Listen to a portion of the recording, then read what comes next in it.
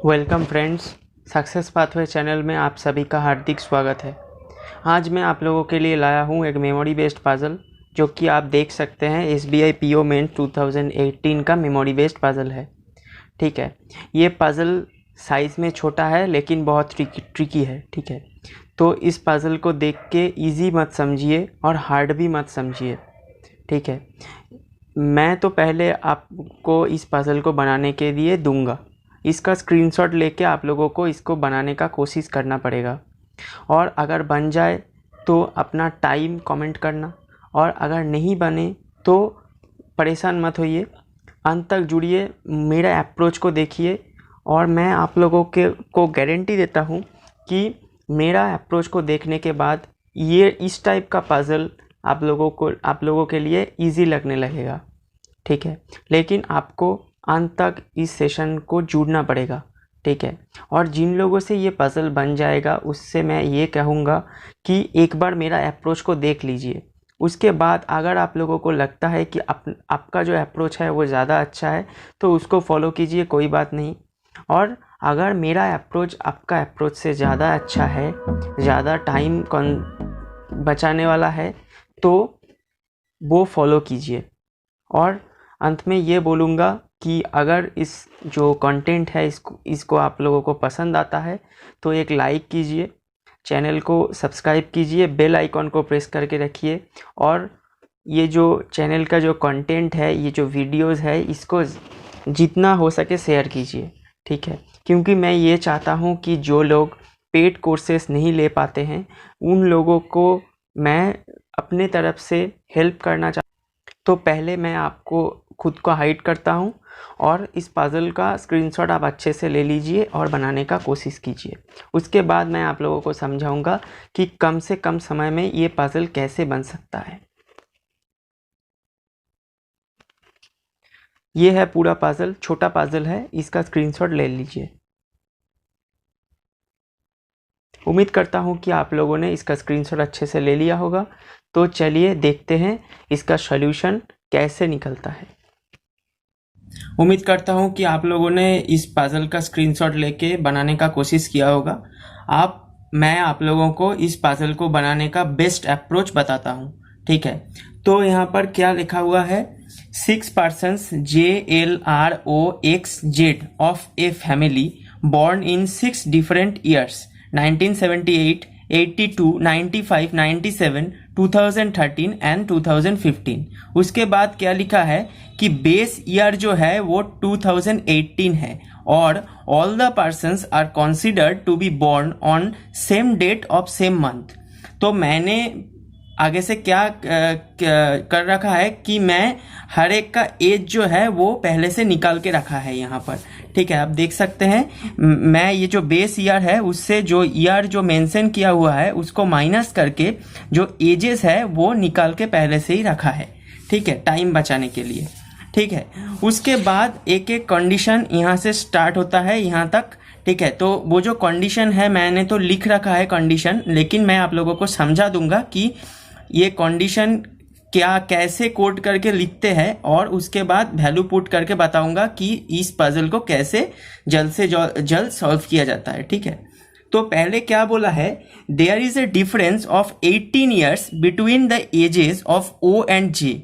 इसका मतलब क्या है, ओ और जे के एजेस में जो डिफरेंस है वो 18 ईयर्स है, यानी कि वो जे से 18 ईयर्स बड़ा भी हो सकता है और छोटा भी हो सकता है। लेकिन उसके अगले लाइन में लिखा हुआ है कि O is the father of J, तो ओ जे से छोटा होने का तो कोई सवाल ही पैदा नहीं होता क्योंकि फादर ऑफ जे बोला हुआ है। तो यहाँ पर मैंने यहाँ पर लिखा है कि ओ माइनस जे 18 ईयर्स और ओ जो है वो जे का फादर है। ठीक है, उसके बाद क्या बोला है, L is younger than R. तो एल क्या है, एल आर से छोटा है। ठीक है, तो यहां पर मैंने लिखा है कि एल आर से छोटा है। ठीक है, नेक्स्ट बोला गया है x is not the eldest person of the family.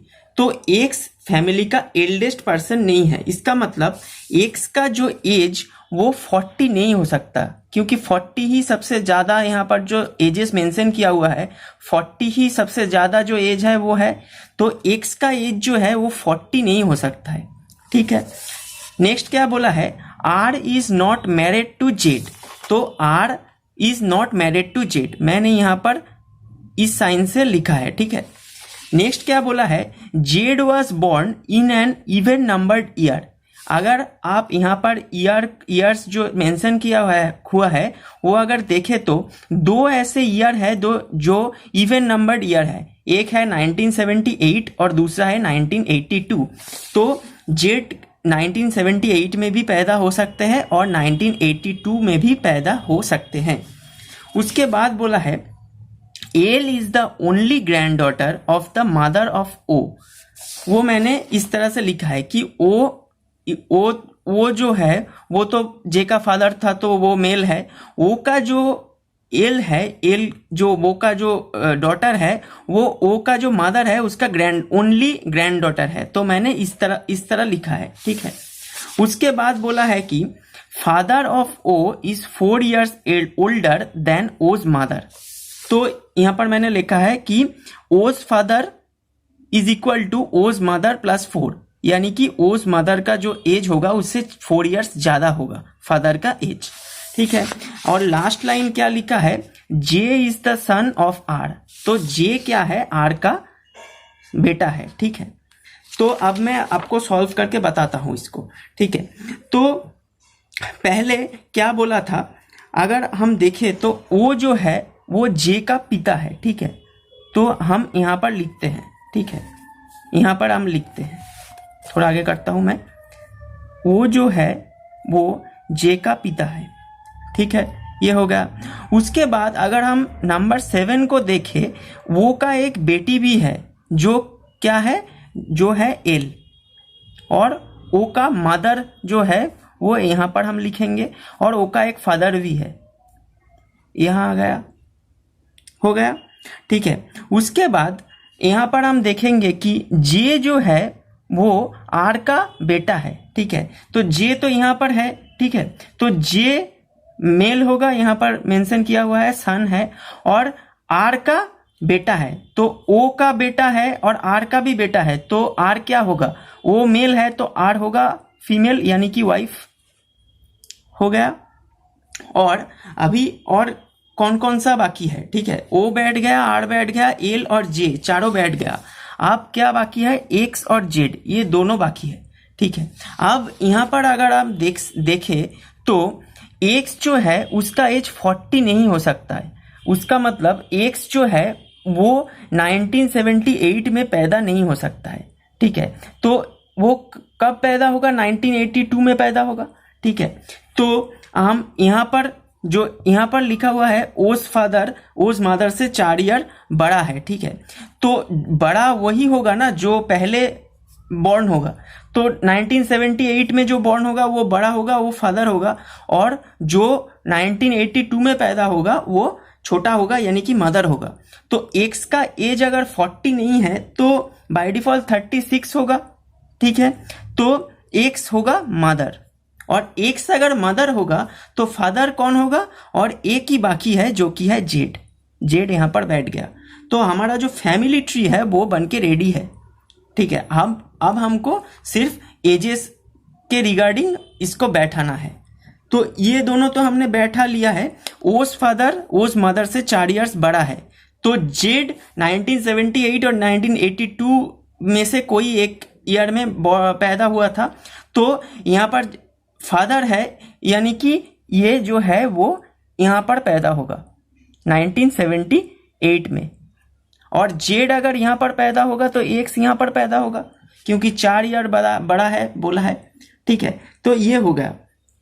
उसके बाद क्या बोला है, वो और जे के जो डिफरेंस, ईयर्स का जो डिफरेंस है वो 18 है, तो वो यहाँ पर बैठेगा, और 5 जे यहाँ पर बैठेगा, और ओ का जो वाइफ है वो आर यहाँ पर बैठेगा, और उसका बेटी है यानी कि छोटा होगा, तो एल यहाँ पर बैठेगा।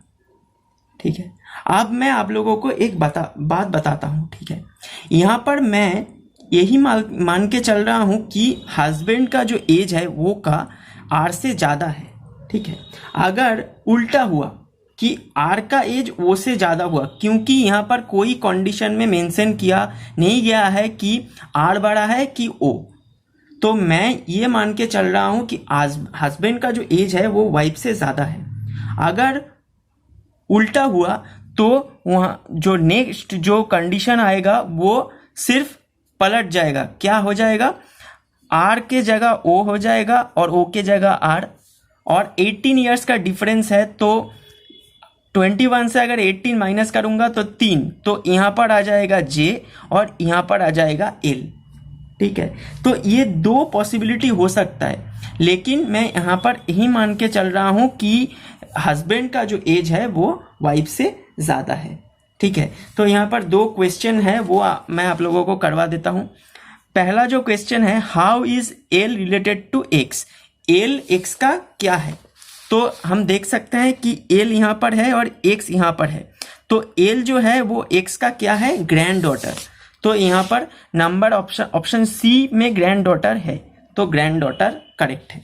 उसके बाद क्या बोला गया है, who among the following born in 1982, ठीक है। तो यहाँ पर आप देख सकते हैं 1982 में एक्स पैदा हुआ था, तो ऑप्शन नंबर सी यहाँ पर एक्स ये करेक्ट आंसर है। तो ये पजल मैं आप लोगों को सॉल्व करवा दिया।